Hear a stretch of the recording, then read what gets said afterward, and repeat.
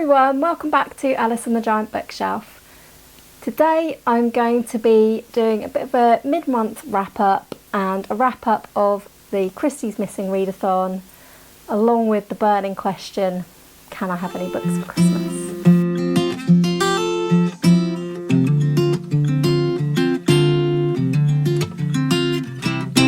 Hi everyone, welcome back to my channel, or welcome if you are new. My name's Alice and I have way too many books. So today's burning question is, can I have any books for Christmas? So if you're new to my channel, I've been trying to read my way through my giant TBR of over 200 books this year. And I have made progress. My target around about the beginning of November was to get my TBR firmly down below 200 so that if I got any books for Christmas, my giant TBR would not go back over 200. So in my last wrap up, we looked at how many books I'd read, which were all from my shelves in November, I believe, and I managed to get my giant TBR down to 193 books.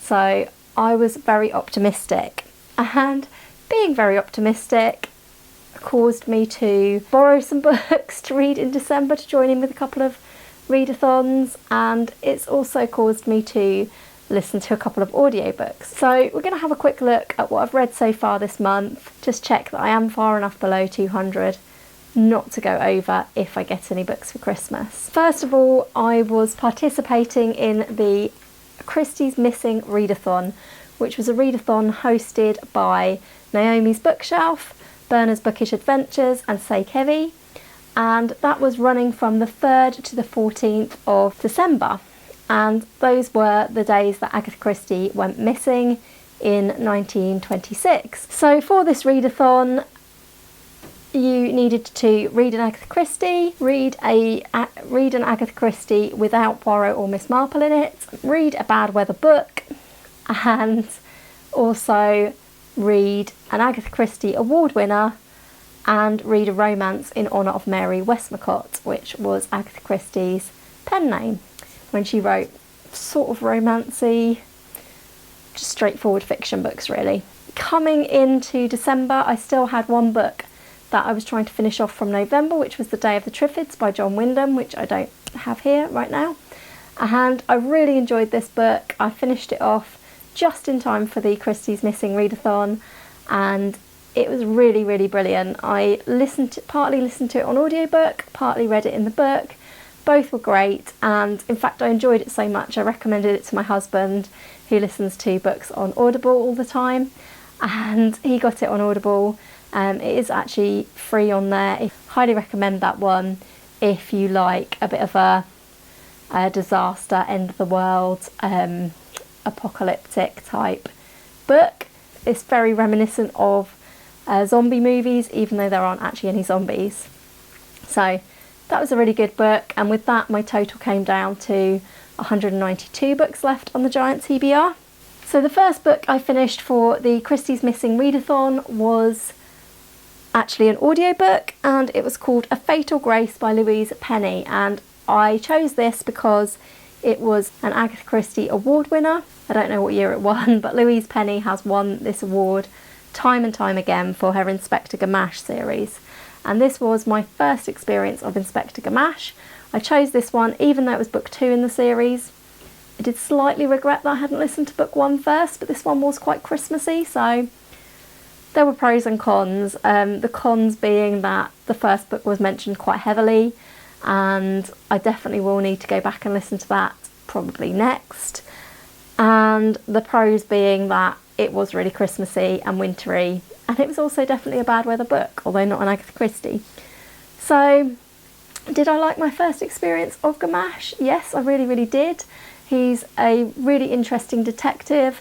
I enjoyed the Canadian setting and the village, the Village of Three Pines I think it's called. Yeah, I enjoyed some of the characters, although I found some of them a little bit grating, and the mystery was pretty good, although I think I could see coming who had done it. Yeah, from quite a long way off. So it was a bit of a strange one, and there was quite a lot of build up, before the actual murder. Yeah, I enjoyed this book for what it was. I know a lot of you enjoy this series, the Inspector Gamache series, so I'd love to hear from you in the comments which are the best ones. The next book I read was Giant's Bread by Mary Westmacott, and this is Agatha Christie's first book that she wrote as Mary Westmacott, and it's really interesting to read this book shortly after you've read Agatha Christie's autobiography, because even in the early section of this book, which was about a small boy, a child called Vernon, there's quite a lot about Vernon's childhood that is very reminiscent of Agatha Christie's own childhood, which she writes about very extensively in her autobiography, so there were definitely parallels there. And there's actually a character in this who ends up being a nurse during the war. Her experiences were, I would have to check the autobiography, but they were almost word for word Agatha Christie's experiences in hospitals in the First World War. So she'd obviously drawn very heavily from her own experience for large parts of this book. I wasn't really sure how I felt about this. I would really, really love to talk about this book with somebody who's read it, because it's a really strange one. There's things I liked about it and things I didn't like about it. I wasn't altogether satisfied by the ending. I found it very, just very unsatisfying. There's some great side characters in this who I feel like you care a lot more about than maybe the main characters, and they don't really get their time to shine very much because they are sort of side characters. I think this is a very odd book, and it took me quite a long time to read, but I did enjoy it. I definitely will read the rest of the Mary Westmacotts. This was the second one that I'd read, and I think I preferred the first one that I read, which was The Rose and the Yew Tree overall, because this one was quite long for me, and at some points it was long where it didn't need to be long. It just went on for a little bit too much. Yeah, mixed feelings about this Mary Westmacott, and this one was the second book this month that comes off the Giant TBR. So the Giant TBR goes down to 191, which is good. So the next book I finished was actually another audiobook, Footsteps in the Dark by Georgette, and I actually read this for Cloak and Dagger Christmas, not for the Christie's Missing Readathon. And I read this so that I could join in the group discussion of this. So this chat was hosted by Kate Howe, and also at the chat were Janelle from Too Fond of Books, Melanie Martin, and Carolyn from Carolyn's Reading Ramblings, all of whom are hosting this readathon. And there were some other people there. It was really nice to meet everybody, and it was great to talk about this book because I found this book so enjoyable. I've got a book review coming out next week for another Christmassy murder mystery, and spoiler alert, I didn't love that one. This one was completely different for me. It's so much fun. It's really pacey. I quite enjoyed the whodunit, but not necessarily the resolution. But there was so much going for this. The characters are just absolutely spot on. They're so brilliant. Loved their relationships. Found them so interesting as people. And I will definitely be looking for more of Georgette Heyer's mysteries. Also, the audiobook was so well narrated. The narrator was Matt Addis, and it was absolutely perfect. He did brilliant voices. It's an absolutely fantastic audiobook, and I can't recommend it highly enough. So that was a really, really good read. Followed that read up by reading the third and last book that I would read for the Christie's Missing Readathon, which meets the other three of the prompts I haven't mentioned yet, and it's the Sittaford mystery. So this is an Agatha Christie standalone with no Poirot or Marple, and it's definitely a bad weather book because it's set during a snowdrift, or maybe even at the beginning during a snowstorm. So yeah, this is a great book. It was the second time I read it. I must say that there was one detail, a vital detail, that I remembered from the first time reading it, and knowing this, I think spoilt this for me a little bit because I didn't enjoy it as much on the second read. I like some of the characters in this. It's definitely an interesting standalone Agatha Christie. There's lots to like about it, but it's not personally one of my favourites. I probably won't reread it again for a long while because I do know how this one ends, and yeah, not one of my absolute favourites, but still a good Agatha Christie nonetheless. After reading that, I went straight on to Agatha Raisin, A Spoonful of Poison by MC Beaton.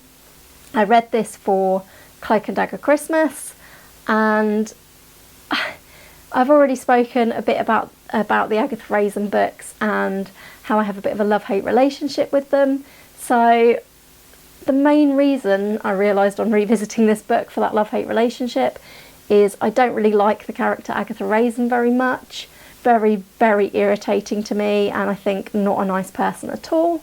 I do like some of the side characters, such as Bill and Mrs. Bloxby, but these books are very cliche and throwaway, and I enjoy them while I'm reading them, but I probably won't ever remember this afterwards, and I definitely won't read it again, so I will be unhauling this one. For me, this one wasn't even one of the more memorable plots, and it wasn't a very interesting whodunit, to be honest.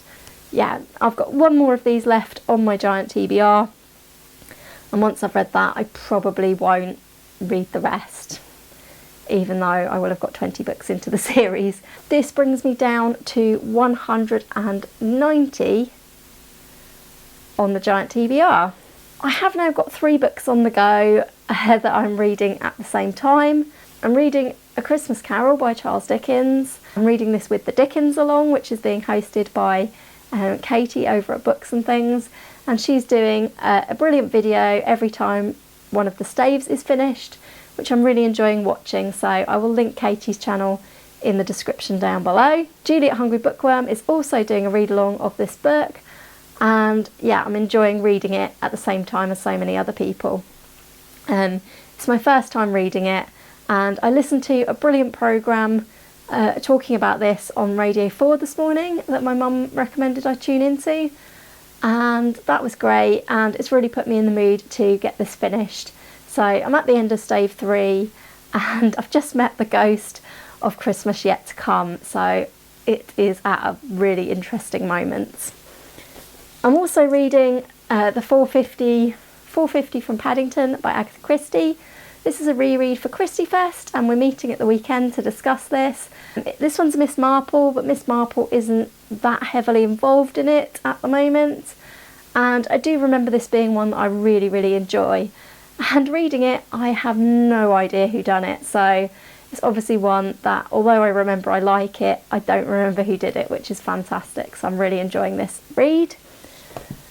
And the third book that I'm currently reading is The Iliad by Homer.